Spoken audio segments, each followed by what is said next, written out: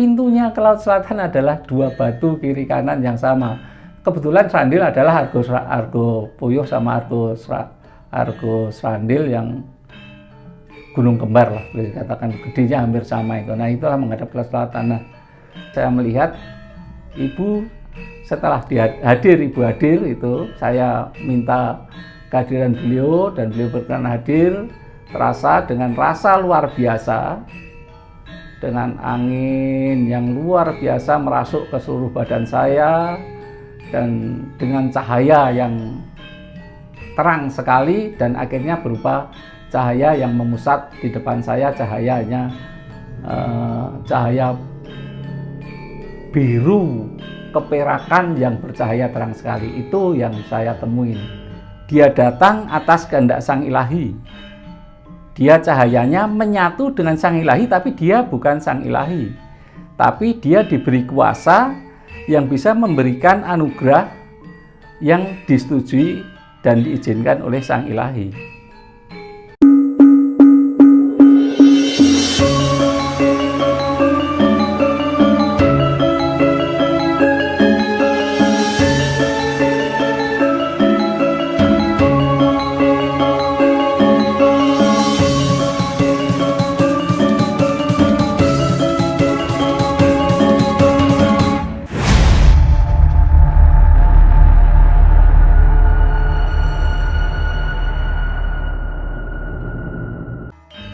Salam Rahayu Romo Sabdo.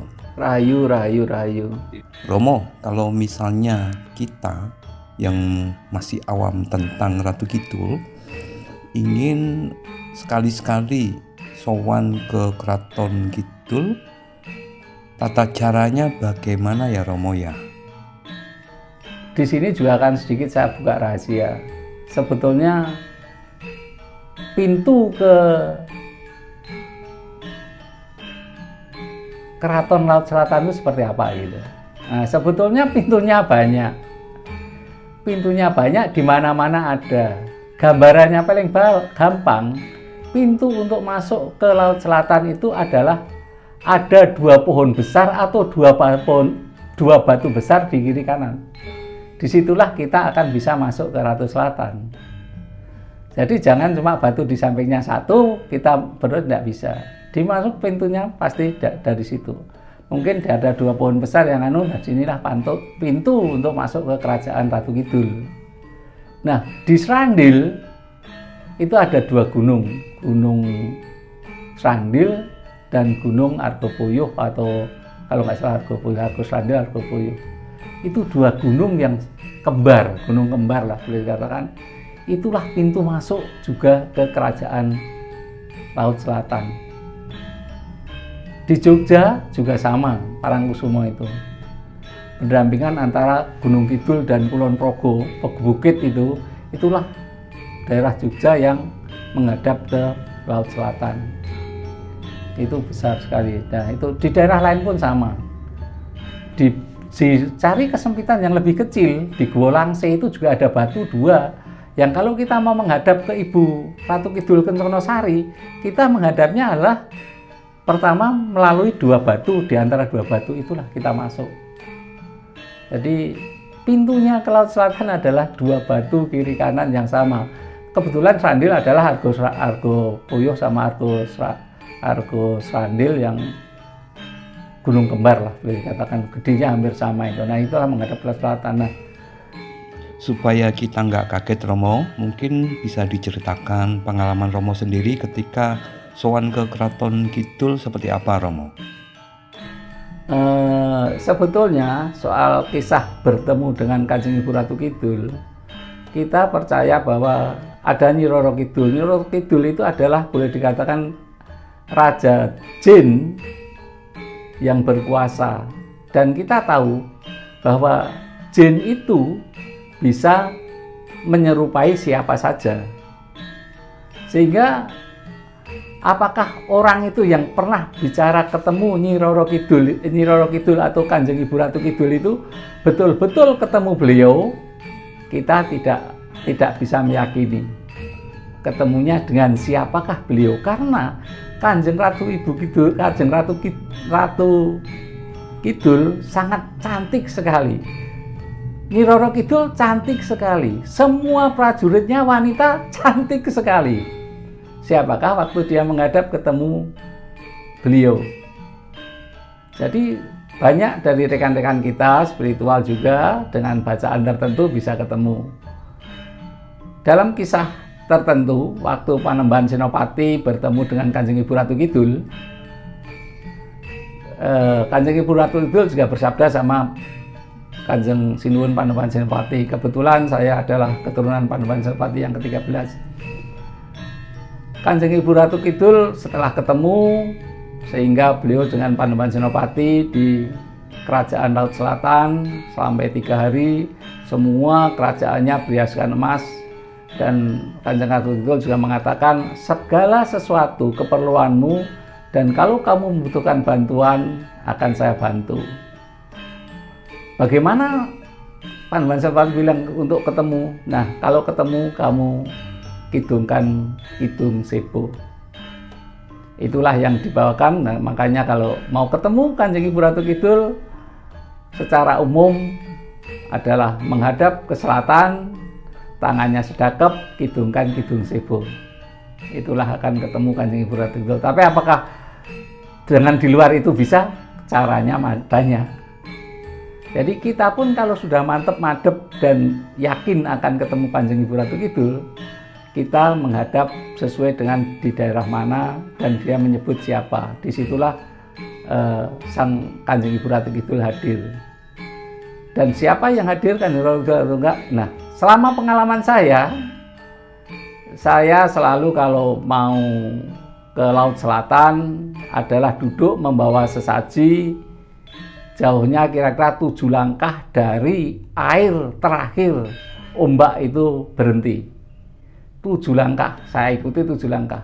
Tapi apa sudah seharusnya 7 langkah dari air terakhir itu tidak akan tersapu oleh ombak. Tetapi apa yang terjadi? Kita belum apa-apa, baru menaruh sesaji pun tiba-tiba ombak besar datang dan menyapu sesaji kita yang belum kita apa-apakan.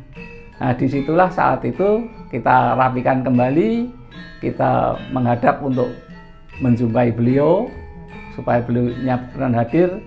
Dan saya terbuka dan terus terang saja, yang saya lihat adalah cahaya. Hanya cahaya. Cahaya perak ungu yang bersinar jelas sekali. Kalau misalnya ditanyakan bagaimana dengan gambar-gambar yang ada, itu masing-masing penglihatan orang atau bayangan orang. Tetapi ke orang dari ujung sampai timur kok melihatnya sama, ya terserah saja. Tetapi saya pribadi, saya melihat Ibu setelah Ibu hadir itu, saya minta kehadiran beliau dan beliau berkenan hadir, terasa dengan rasa luar biasa, dengan angin yang luar biasa merasuk ke seluruh badan saya, dan dengan cahaya yang terang sekali, dan akhirnya berupa cahaya yang memusat di depan saya, cahayanya cahaya biru keperakan yang bercahaya terang sekali. Itu yang saya temui. Jadi kalau misalnya seperti apa, saya sendiri tidak menjawab, tapi bertemu cahaya. Itu yang pernah saya lakukan. Dalam pandangan Romo Sabto dan juga dalam pandangan ilmu Jawa, Ibu Ratu Kidul itu sebetulnya siapa, Romo? Nah, di sini ada bedanya antara Nyi Roro Kidul dan Kanjeng Ibu Ratu Kidul. Kanjeng Ibu Ratu adalah Kanjeng Ibu yang sebagai cahaya ilahi yang dekat dengan Sang Ilahi. Dia datang atas kehendak Sang Ilahi. Dia cahayanya menyatu dengan Sang Ilahi, tapi dia bukan Sang Ilahi. Tapi dia diberi kuasa yang bisa memberikan anugerah yang disetujui dan diizinkan oleh Sang Ilahi. Nah, Ibu Ratu Kidul ini adalah menguasai tidak hanya di Nusantara, tetapi semua samudra Hindia dan seluruh dunia. Nah, di mana-mana Ibu Ratu Kidul itu selalu berada dengan nama masing-masing.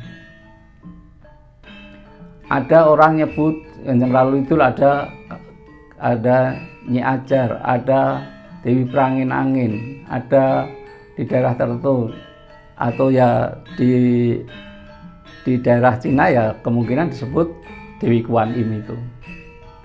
Nah, sebetulnya setiap daerah itu Ibu Ratu Kidul mempunyai kuasa dan mempunyai rakyat atau daerah-daerah yang dikuasakan. Nah, siapakah pemimpin yang menguasai yang dikuasakan itu? Pemimpinnya adalah Nyi Roro Kidul. Jadi jelas di sini sebetulnya Nyi Roro Kidul itu beda dengan Kanjeng Ibu Ratu Kidul. Kanjeng Ratu Kidul itu ratunya sang penguasa, tetapi Nyi Roro Kidul adalah yang diberi kuasa untuk memimpin yang ada di dunia ini. Dan Kanjeng Ratu Kidul, ada yang menyebut Kanjeng Ibu Ratu Kidul Kencana Wungu sebagai pusatnya, dan ada misalnya di Gua Langse itu Kanjeng Ibu Ratu Kidul Kencana Sari, di Pulau Kresmas itu Kanjeng Ibu Ratu Kidul Andono Sari. Pusatnya adalah tetap Kanjeng Ibu Kidul Kencana Wungu, atau di daerah tertentu menyebut Kanjeng Ibu Ratu Kidul Sekaring Jagat. Daerah-daerah yang misalnya di daerah yang menguasai bawah Laut Jawa bagian selatan ke timur itu Kanjeng Ibu Ratu Kidul Kencana Sari, itu lenggah ada di Gua Langse. Yang di Pulau Kresmas menguasai Timur Tengah dan India, itu lenggah di Pulau Kresmas. Nah, siapa yang mengkoordinator ini? Sebetulnya bukan koordinator, tapi menyatukan ini adalah Nyi Roro Kidul. Nyi Roro Kidul adalah, tidak salah misalnya dipersepsikan oleh orang Jawa, beliau adalah raja makhluk gaib.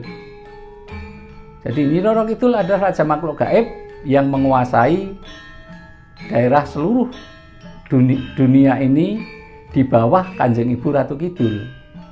Jadi ada perbedaan persis bahwa kalau Kanjeng Ibu Ratu Kidul adalah cahaya sang ilahi, tetapi Nyi Roro Kidul adalah makhluk gaib yang di bawah kuasa dari Kanjeng Ibu Ratu Kidul menguasai seluruh Nusantara ini juga dan seluruh dunia yang lain. Lalu bagaimana kita mesti bersikap Romo terhadap apa yang Romo sebut sebagai cahaya ilahi itu? Ya, kita bersikap di dalam spiritual bahwa Ibu Ratu Kidul adalah cahaya sang ilahi. Sang ilahi itu ada dan ada. Memang adanya ya tidak kelihatan, tetapi dipercaya sang ilahi itu oleh orang Jawa dan orang Nusantara pada umumnya bahwa beliau adalah pencipta segala dunia ini. Nah, di dalam penciptaan itu menyertakan cahaya ilahinya. Nah, cahaya ilahi ini bisa berwujud siapa saja sesuai kehendak sang ilahi. Jadi cahaya ilahi yang sangat mulia di Jawa juga kita hormati, cahaya ilahi berbentuk Eyang Ismoyo. Ini adalah cahaya ilahi juga. Sang Ratu Kidul adalah cahaya ilahi, di mana cahaya ilahi itu menyatu dengan yang ada, yaitu sang ilahi, tetapi beliau bukan sang ilahi, tetapi dia bisa mengantarakan permintaan manusia kepada sang ilahi, karena dia sangat dekat dengan sang ilahi. Manusia sangat jauh pada sang ilahi, minta sendiri bisa langsung memang, tetapi apakah permintaan ini akan cepat tersampaikan? Tetapi kalau melalui cahayanya yang memang menyatu dengan sang ilahi, permintaan manusia akan bisa cepat untuk diterima.